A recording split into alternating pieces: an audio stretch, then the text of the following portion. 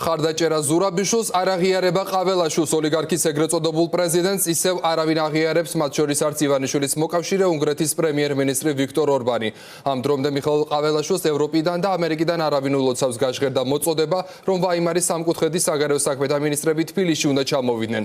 მეც სალომე ლაბაძე მოგვიყვება ფორმულას პირდაპირ ეთერში. სალომე, გისმენთ. ჯერ მხოლოდ სიტყვიერი, თუმცა მყისიერია ის რეაქცია, რომელიც ქართულმა ოცნებამ დასავლელი პარტნიორებისგან ყაველაშვილის პრეზიდენტად გაფორმების საპასუხოდ მიიღო. პარტნიორებს შორისაა მიხაილ როთიც, გერმანიის ბუნდესტაგის საგარეო კომიტეტის თავმჯდომარე, რომელმაც ცოტა ხნის წინ მოუწოდა კოლეგებს, რომ არ შეუწყონ ხელი ყაველაშვილის ლეგიტიმაციას, იმით რომ მასთან სცადონ რაიმე ტიპის კომუნიკაცია, რადგან როგორც როთი განმარტავს, ყაველაშვილი პრეზიდენტად არჩეულია იმ დეპუტატების მიერ, რომლებმაც მანდატები გაყალბებული არჩევნების შედეგად მიიღეს. ეს კი სწორედ ის პოზიცია, რომელსაც პრაქტიკულად უგამონაკლისოდ ყველა დემოკრატიული სახელმწიფო იზიარებს ევროკავშირის მასშტაბით და რომელსაც რაც განსაკუთრებით საზიანო აღმოჩნდა ქართული ოცნებისთვის, ეთანხმება შეერთებული შტატების. სწორედ შეერთებულმა შტატებმა ბიძინა ივანიშვილს უკვე დააკისრა ფინანსური სანქცია დემოკრატიისთვის ძირის გამოთხრის ბრალდებით, თანაც რუსეთის სასარგებლოდ. ახლა კი, როცა ირკვევა, რომ ივანიშვილი უკან არიხევს და მან უკვე დღეს ბოლო უკანასკნელი დამოუკიდებელი ინსტიტუტიც ხელში ჩაიგდო პრეზიდენტის ინსტიტუტის სახით, მოსაოდნელია, რომ ტრამპის ადმინისტრაცია მას კიდევ უფრო მკაცრი ზომებით უპასუხებს. ამ ვარაუდის საფუძველს ქმნის მათ შორის ის ტვიტებიც, რომელსაც ბოლო დღეების განმავლობაში აქტიურად ავრცელებს სწორედ ტრამპის გარემოცვის უახლოესი წევრი, კონგრესმენი, ჰელსინკის კომისიის თავმჯდომარე და მეგობარი აქტის ავტორი ჯო უილსონიც. მანამდე კი არ არის გამორიცხული საქართველოში ჩამოვიდნენ ვაიმარის სამკუთხედის ლიდერები, აქ გულისხმობთ გერმანიის, საფრანგეთისა და პოლონეთის სახელმწიფოთა წარმომადგენლებს, ასეთია გზავნილი, რომელთაც დღეს გერმანიის საგარეო საქმეთა მინისტრს ბუნდესტაგიდან მიმართეს. ამ მოწოდების ავტორი კნუტ აბრაჰამია.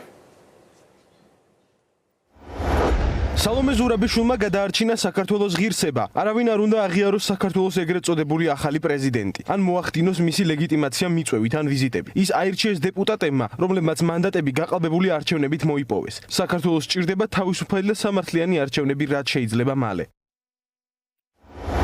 პატივცემულო მინისტრო ბერბოკ, ევროკავშირის კანდიდატ ქვეყანაში საქართველოში სიტუაცია დღითი დღე უარესდება. ვაიმარის სამკუთხედის, საფრანგეთის, გერმანიის და პოლონეთის საგარეო საქმეთა მინისტრები ახლა თბილისში უნდა წავიდნენ. საქართველოს საკითხზე ევროპარლამენტის რეზოლუცია და ბალტიისპირეთის გამოცდილება წინსვლის გზას გვიჩვენებს.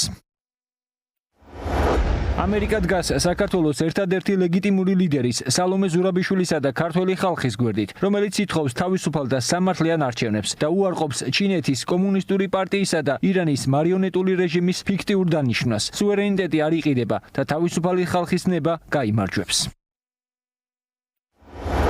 კიდევ ერთი დღე ტრადიციულ ევროპულ დემოკრატიაში, სადაც ოცნების პარტიას სერიოზულად ვერავინ აღიქვავს და მხოლოდ საკუთარი პარტიის მიერ არჩეული და აღიარებული ადამიანის ინაუგურაცია ნახევრად საიდუმლო ცერემონიაზე მოხდა. საქართველომ ან უნდა გადახედოს დემოკრატიის განსაზღვრებას, ან საერთოდ უარი თქვას პარლამენტსა და პრეზიდენტზე. ყაველაშვილი მხოლოდ მარიონეტია და ინაუგურაცია მხოლოდ პაროდია. სალომე ზურაბიშვილი რჩება საქართველოს ერთადერთ ლეგიტიმურ ლიდერად.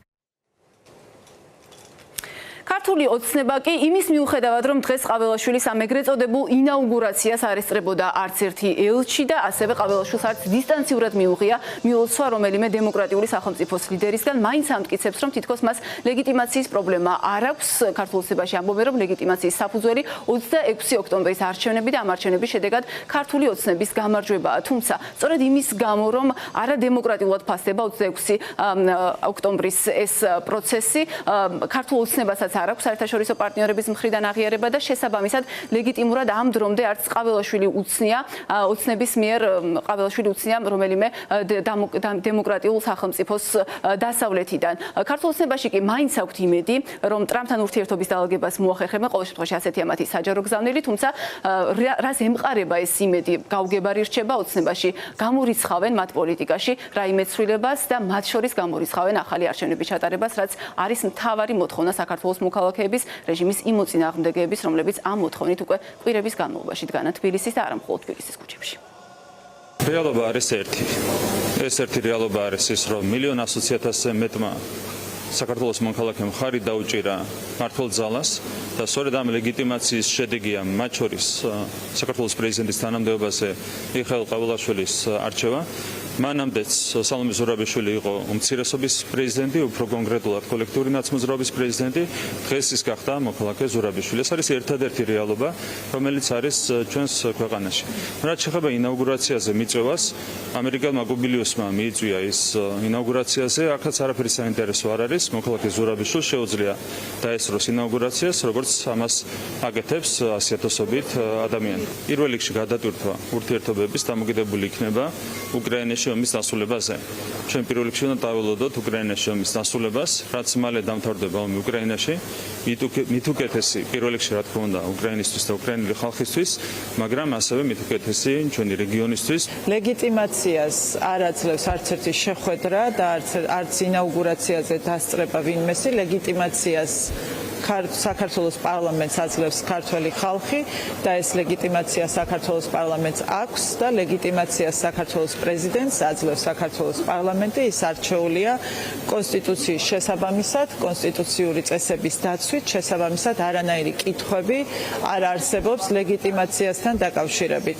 საერთაშორისო აღიარება საჭირო არის ქვეყნის და ქვეყანას აქვს ეს აღიარება, შესაბამისად ყველა ის პროცესი, რომელიც საქართველოს კონსტიტუციის ჩარჩოებში მიმდინარეობს საქართველოში, რა თქმა უნდა, ის არის ლეგიტიმური.